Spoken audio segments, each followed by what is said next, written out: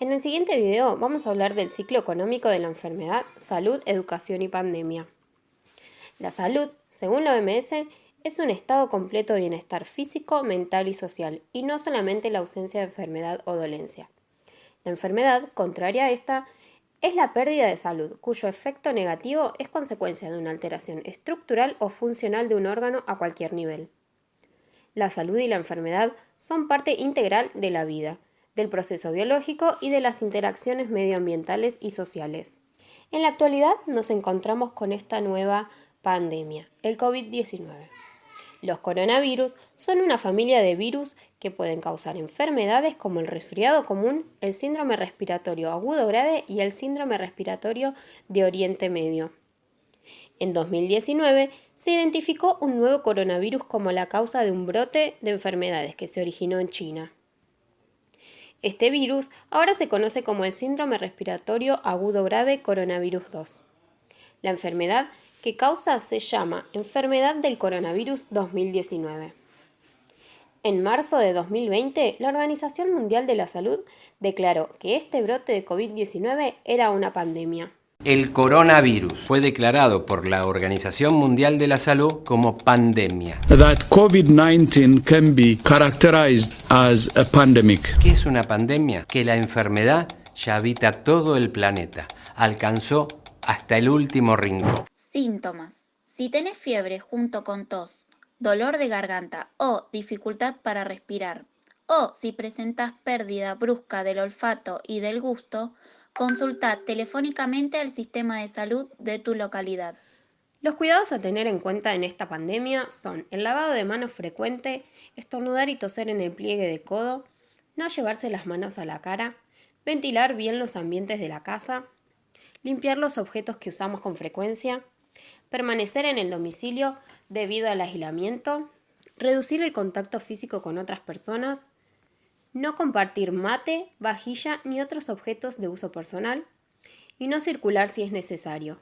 Y si debemos hacerlo, usar barbijo y mantener la distancia de 1 metro con otras personas. Creación de la base de datos de la app COVID-19 Ministerio de Salud, con el objetivo de contribuir al conocimiento de la situación epidemiológica nacional, optimizar las políticas sanitarias y potenciar la calidad operativa de la app Cuidar. Bueno, Javier es el director del Comité de Infectología Crítica de la Sociedad de Terapia Intensiva.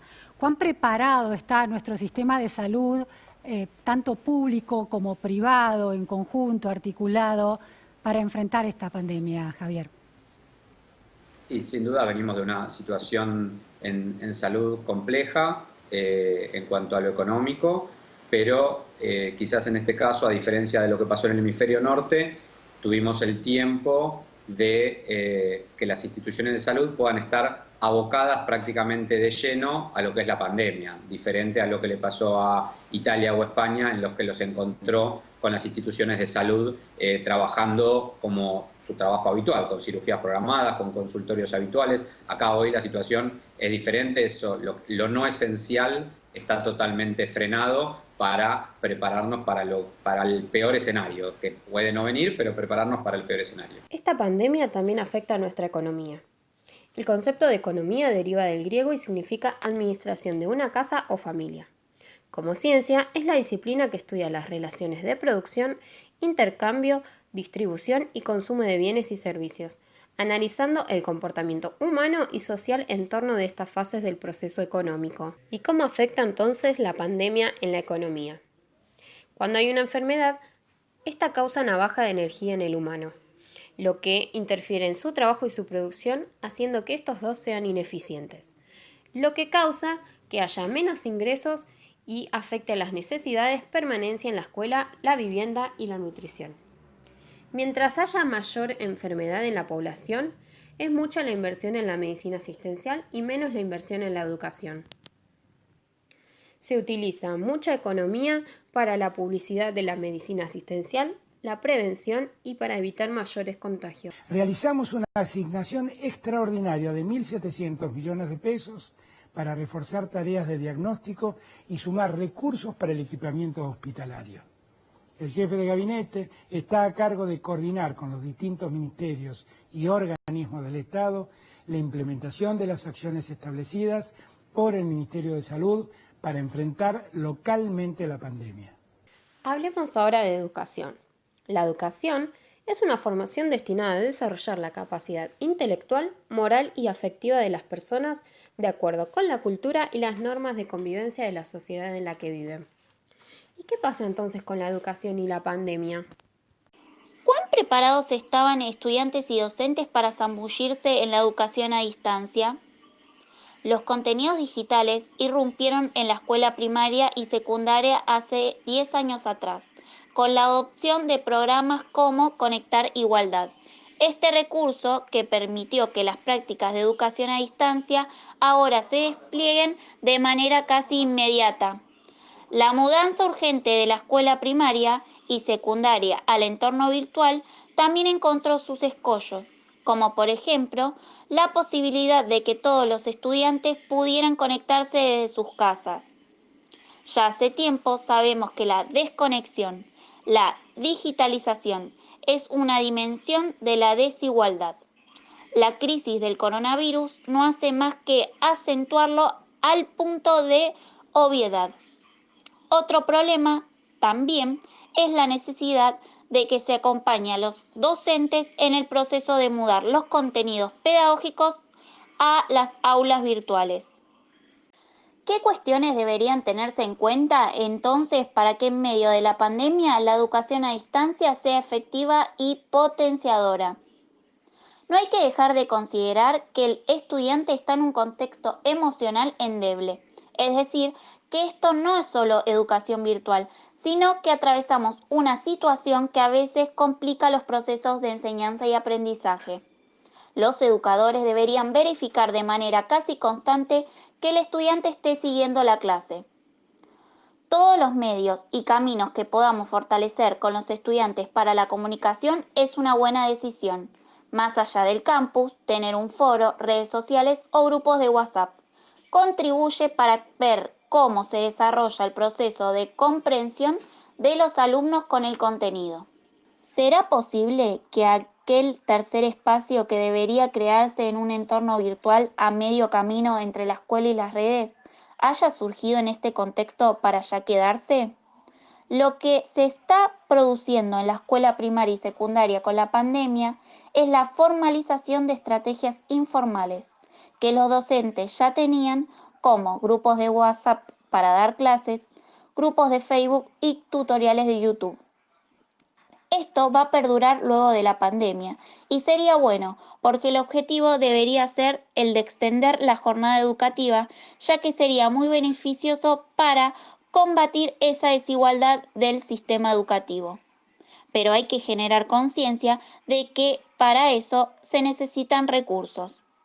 Es un desafío sobre el que hay que trabajar porque la crisis desatada también podría llegar a agravar la desigualdad si no se continúan los esfuerzos realizados hasta ahora.